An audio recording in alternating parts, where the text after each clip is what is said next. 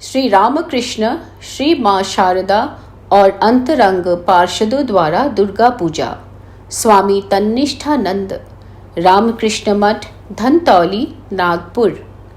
श्री माँ शारदा देवी और दुर्गा पूजा।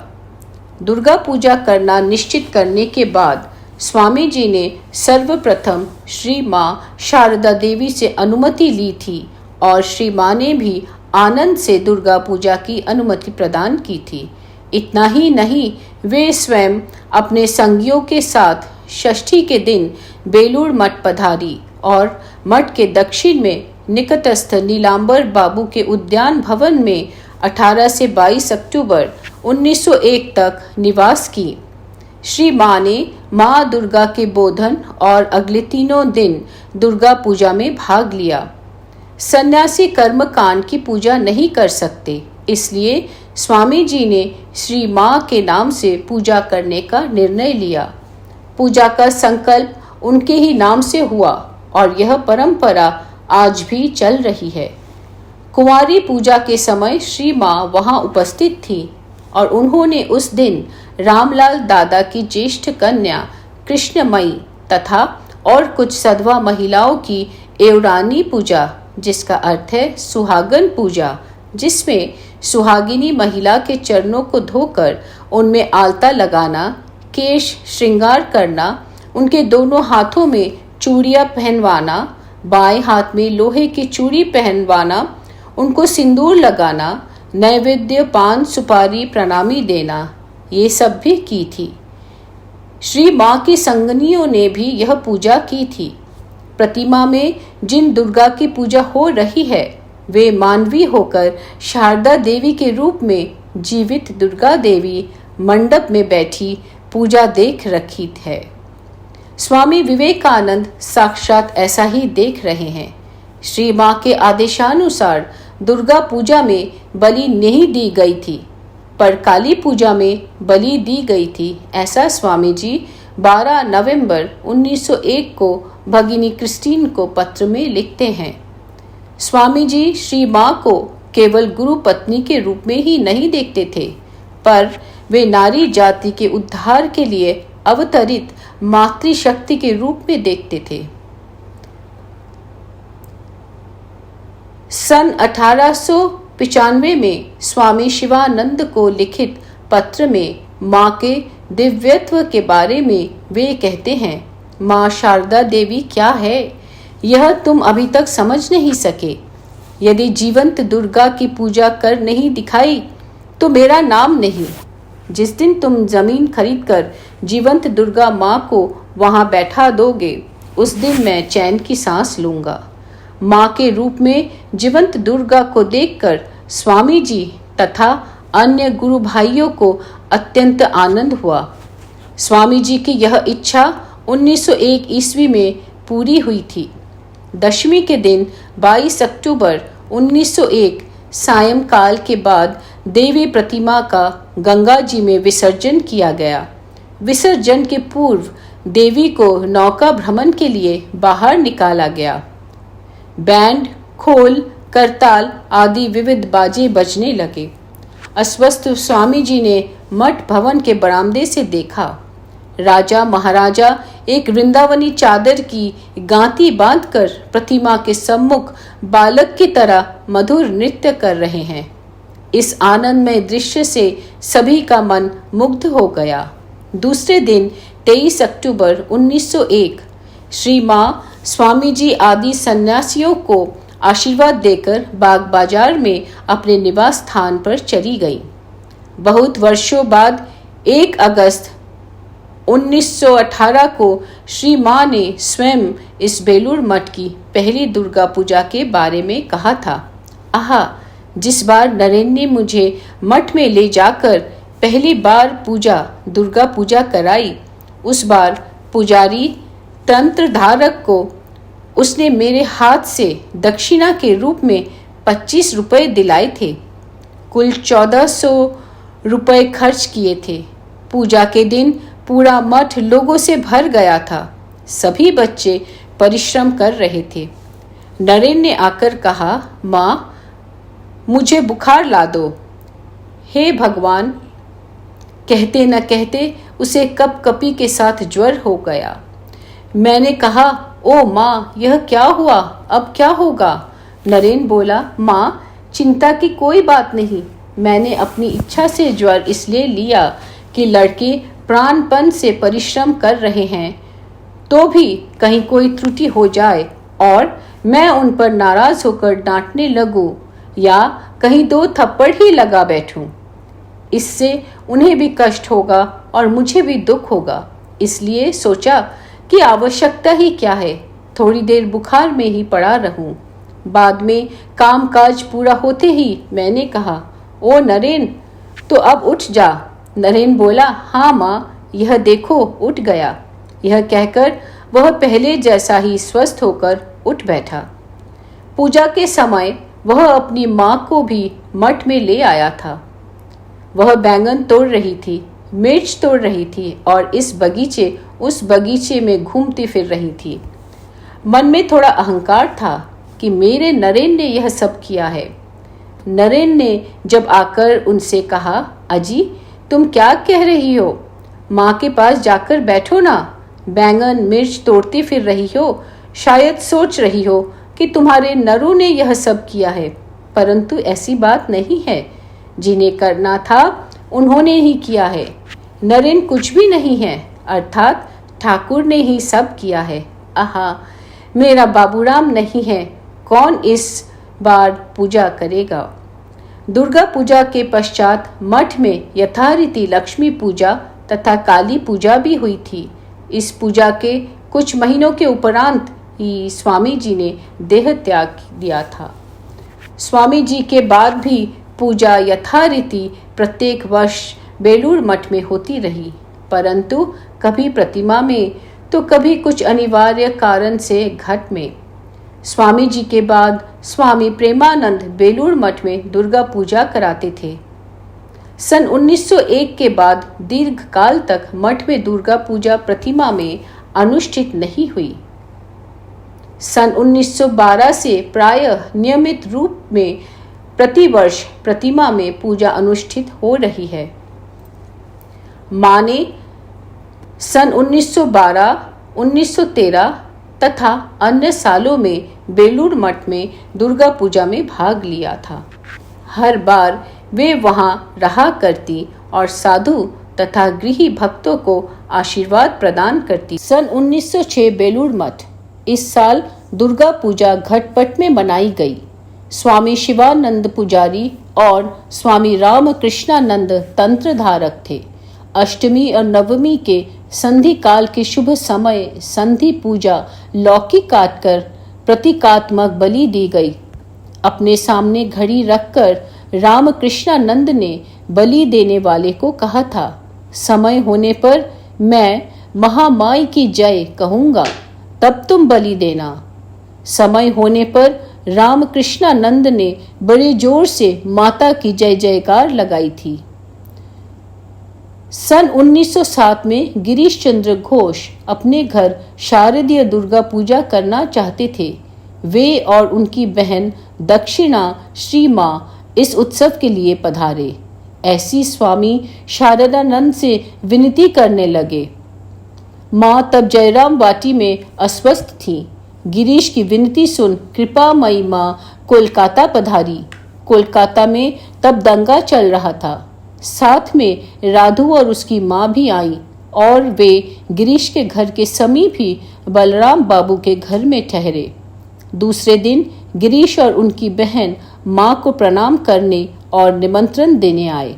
दीदी ने कहा, गिरीश तो हट किए बैठा था माँ, कहता था माँ के आए बिना पूजा कैसे करूँगा ही नहीं। गिरीश चंद्र की दुर्गा पूजा धूमधाम से आरंभ हुई।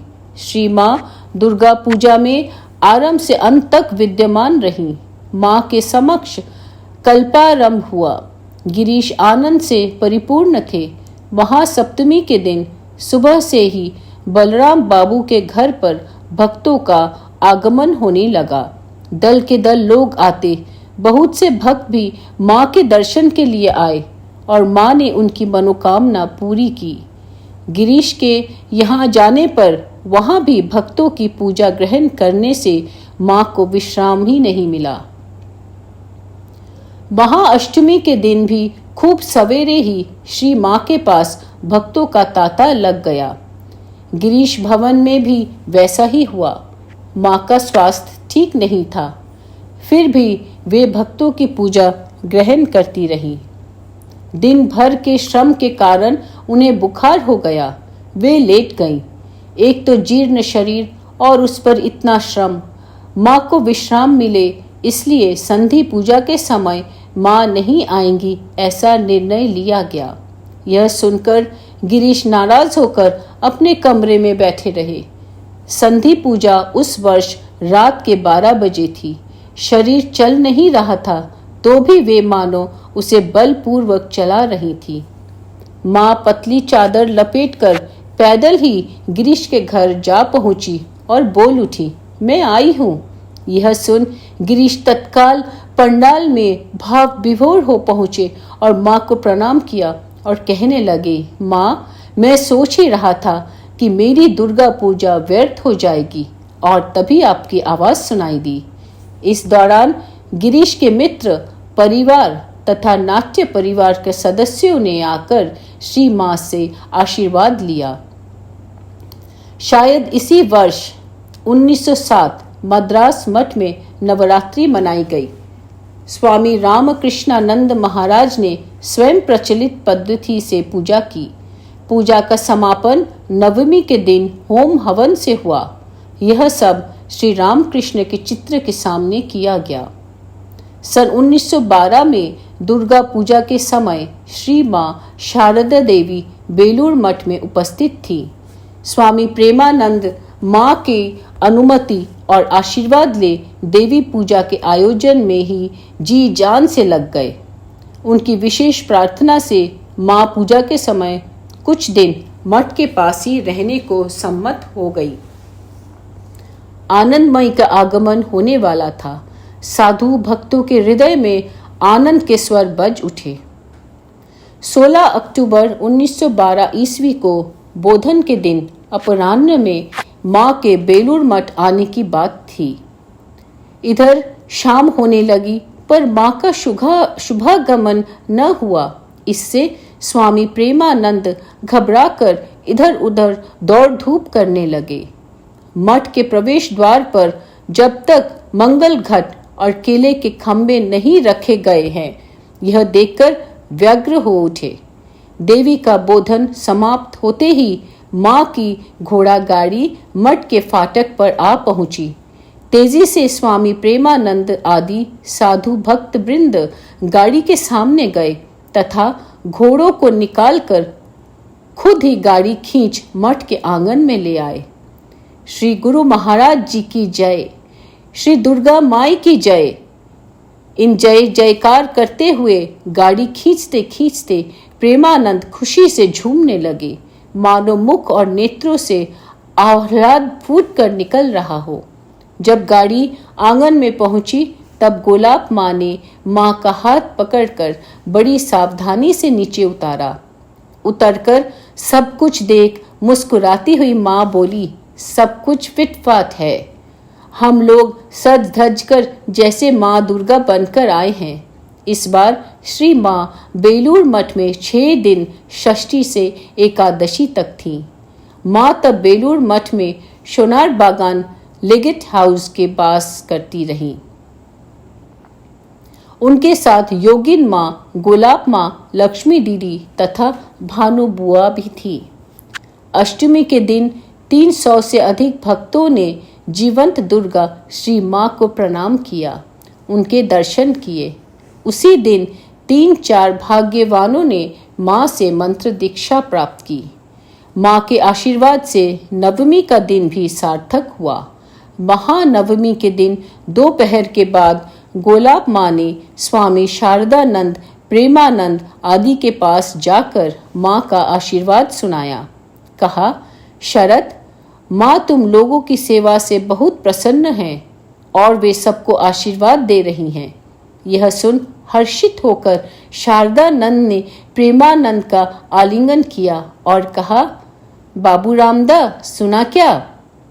अष्टमी की रात भक्त गिरीश चंद्र घोष का जना तथा विजयादशमी के रात अहिभूषण भट्टाचार्य का राम अश्वमेध यज्ञ यह संगीतमय नाटक प्रस्तुत हुए थे। माँ मठ की दूसरी मंजिल पर बैठकर बड़े आनंद से यह नाटक देख रही थी।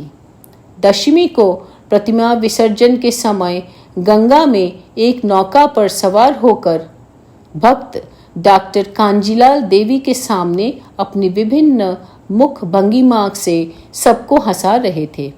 यह देख एक ब्रह्मचारी बहुत क्रोधित हुए थे। माँ अपने कमरे से ये सब देख खुश हो रही थी। माँ ने कहा, सब ठीक ही है। गाना बजाना हास्य विनोद आदि के द्वारा देवी को सब प्रकार से आनंदित करना चाहिए। एक सप्ताह तक बेलूर में रहकर मठ वासियों को आशीर्वाद दे माँ 22 अक्टूबर 1912 को उद्बोधन लौट आई। पूजा के दिनों में सभी माँ की ओर टकटकी लगाकर देखा करते। उन्हें प्रसन्न देख जान लेते कि देवी ने पूजा स्वीकार कर ली। सन 1915 ईस्वी की दुर्गा पूजा आई। वर्धमान मेदिनीपुर जिलों में बाढ़, अन्न कष्ट इत्यादि का समाचार राजा महाराजा के पास पहुंचा। आर्तों की सेवा करने के लिए सहायता लेकर सेवकगण दौड़ पड़े। इधर महाराज के आदेश से दुर्गा पूजा स्थगित कर काली पूजा भक्तिपूर्वक अनुष्ठित हुई। सन 1916 की बात है। श्री माँ का आशीर्वाद लेकर स्वामी प्रेमानंद बेलूर मठ में भगवती की प्रतिमा की आराधना के आयोजन में लग गए। श्री माँ पूजा के समय मठ में आएंगी, यह आश्वासन पाकर सन्यासियों के हृदयों में आनंद धारा उमड़ने लगी। माँ जो आएंगी शरणागत दीनार्थ परित्राण प्रदायिनी माँ आएंगी, सारे दुख दैन्य हरण कर आनंदमयी रूप से आएंगी। श्री रामकृष्ण देव ने कहा था, मंदिर में जो माँ है और नौबत खाने में जो माँ है, दोनों एक ही माँ है। वे ही अम्बा मठ में अम्बालिका रूप से पूजित होंगी।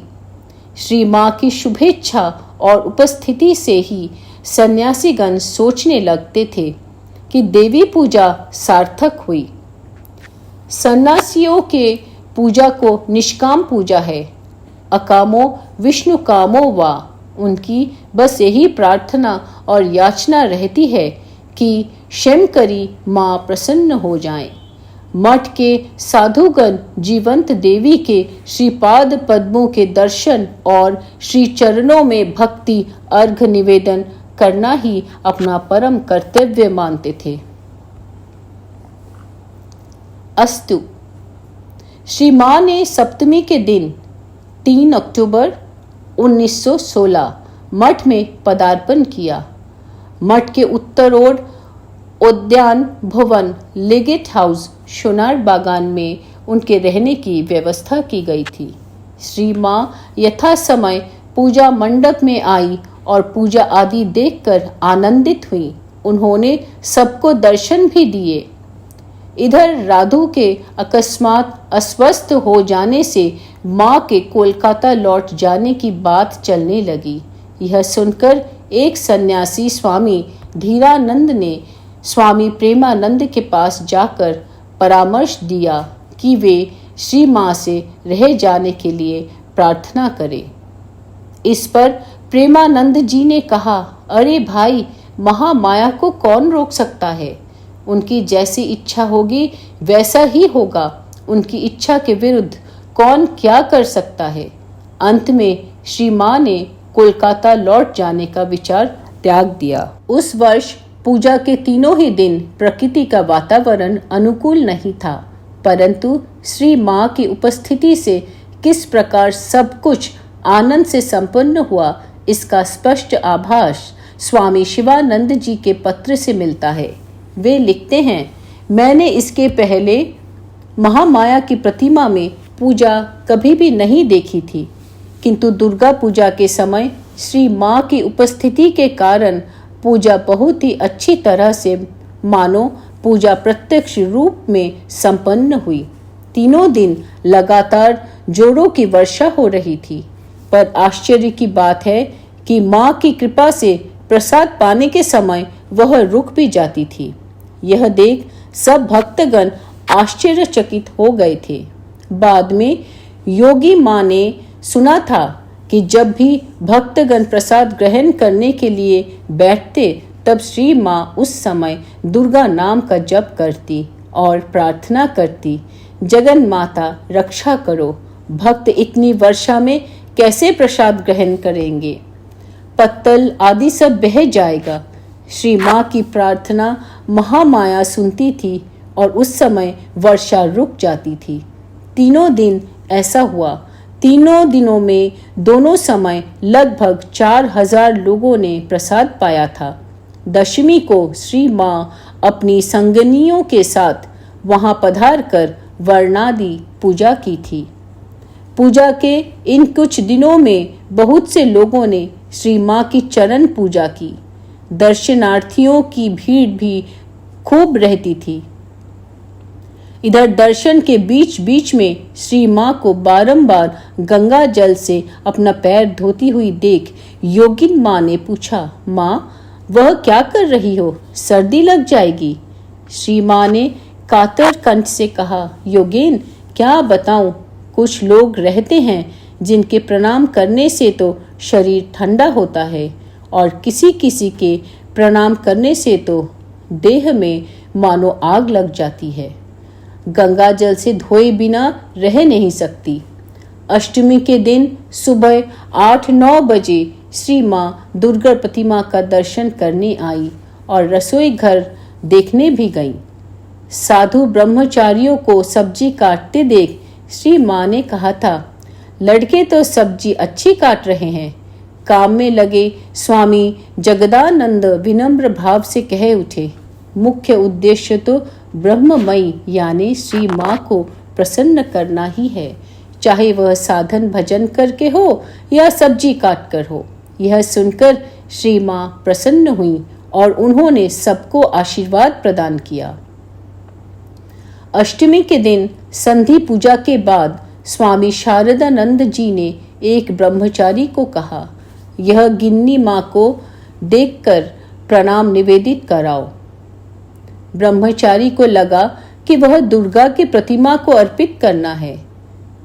उसकी वह द्विधा मनस्थिति देख शारदानंद जी ने उसका संशय दूर करते हुए कहा, माँ उस उद्यान भवन में रह रही हैं, तो वहां जाकर उनके चरणों में अर्पित कर प्रणाम कराओ। यहाँ तो उनकी ही पूजा हो रही है। बेलूर मठ में सन्यासियों ने देवी आराधना सार्थक हुई। श्री माँ ने सबको आशीर्वाद दिया। उनके आशीर्वाद से सबको शांति और आनंद मिला। श्री माँ का आशीर्वाद ही तो वास्तव में शांतिवारी है। पूजा के बाद श्री माँ कोलकाता लौट आई। सन 1916 की जो दुर्गा पूजा हुई थी, उसके पुजारी श्री माँ के शिष्य ब्रह्मचारी हरिपद बाद में स्वामी प्रणवानंद थे। उन्होंने लिखा है, सप्तमी के दिन श्री माँ की गाड़ी मठ में आई। उनके साथ योगिन माँ, गोलाब माँ, सुधीरा आदि थे। मुख्य द्वार और पंडाल फूल पत्तों से सुशोभित किए गए थे। ढोल ताशे की आवाज, शंखनाद तथा श्री दुर्गा माई की जय के जय जयकार से स्वामी प्रेमानंद ने श्री माँ का स्वागत किया। मंदिर के पास आते ही स्वामी आत्मानंद ने श्री माँ की पंचारती की थी तथा स्वामी प्रेमानंद पंखा झल रहे थे। श्री माँ ऊपरी मंजिल पर स्थित मंदिर गई। थोड़ी देर के बाद नीचे उतरकर पंडाल में अपनी जगह पर जाकर बैठ गई। मैंने उनके चरणों में 3 बार पुष्पांजलि अर्पण की। उन्होंने मेरे मस्तक पर हाथ रखकर मुझे आशीर्वाद दिया। सप्तमी पूजा शेष होने पर माँ ने मुझे उनके और उनकी संगनियों के लिए पुष्पांजलि मंत्र उच्चारण करने के लिए कहा। मुझे पक्का याद है कि उन्होंने चंडी के इस श्लोक का अपने मधुर स्वर में उच्चारण किया था। ओम जयंती मंगला काली भद्र काली कपालिनी दुर्गा क्षमा शिवा धात्री स्वाहा स्वधा नमोस्तुते। जयंती मंगला काली भद्र काली कपालिनी दुर्गा शिवा धात्री स्वाहा और स्वधा, इन नामों से प्रसिद्ध जगदम्बिके आपको नमस्कार है। अन्य समय एक बार, ऐसे ही एक बार की दुर्गा पूजा में श्री माँ बेलूर मठ पधारी और नीलांबर बाबू के उद्यान भवन में वास कर रही थी। महाअष्टमी के दिन भक्तगण श्री माँ को प्रणाम करने गए। माँ एक लकड़ी के स्टूल पर बैठी थी और गोलाब माँ उनके पास खड़ी रहकर उन्हें पंखा झल रही थी। भक्तों की लंबी कतार थी। भक्त एक दरवाजे से अंदर आकर प्रणाम के बाद दूसरे दरवाजे से बाहर जा रहे थे। स्वामी शारनानंद प्रवेश द्वार के पास बैठे थे। एक भक्त माँ के चरणों में पुष्प अर्पित कर स्तोत्र पाठ करने लगा। देरी होते देख गोलाब माँ ने उससे कहा, सुनो, यह सब बंद करो। देखो कितने लोग कतार में खड़े हैं और इतनी भीड़ में माँ को गर्मी से कष्ट हो रहा है। ऐसे में इतना समय लेना कैसे चलेगा? स्वामी शारनानंद ने यह सुनकर गोलाब माँ से कहा, गोलाब माँ, उनकी बहुत सी इच्छाएं हैं। आप क्या उन्हें अपनी इच्छाओं की सूची भी बताने नहीं देंगी? माँ, मुझे रूप दे दो, जय दो, भार्या दो आदि। कृपा करके शीघ्रता ना करें। यह सुनकर सभी भक्त हंसने लगे और माँ भी मुस्कुराने लगी। यह देख वह भक्त वहां से तुरंत चला गया। श्री रामकृष्ण के शिष्य श्री माँ को केवल गुरुपत्नी के रूप में ही नहीं देखते थे, पर अपने गुरु की कृपा से वे जान गए थे कि माँ मनुष्य देहधारी जगन माता ही है। ऐसे ही एक बार की पूजा में महाअष्टमी के दिन स्वामी ब्रह्मानंद जी ने 108 कमल श्री माँ के चरणों में अर्पित कर उनकी चरण वंदना की थी। महाराज की देव भक्ति के संबंध में स्वामी तेजसानंद लिखते हैं, मैं दुर्गा पूजा देखने बेलूर मठ गया, तब महाराजा भी वहीं थे। मैंने उन्हें तीनों दिन आरती के समय पंडाल में उपस्थित देखा। आरती में बहुत से साधु ब्रह्मचारी तथा भक्त भी रहते थे। पूजा के बाद माँ की प्रतिमा को हाथ में पंखा झला जाता। एक दिन महाराज शांत चित्त और भक्ति भाव से माँ को बहुत देर तक पंखा झल रहे थे। वह एक अद्भुत अविस्मरणीय दृश्य था।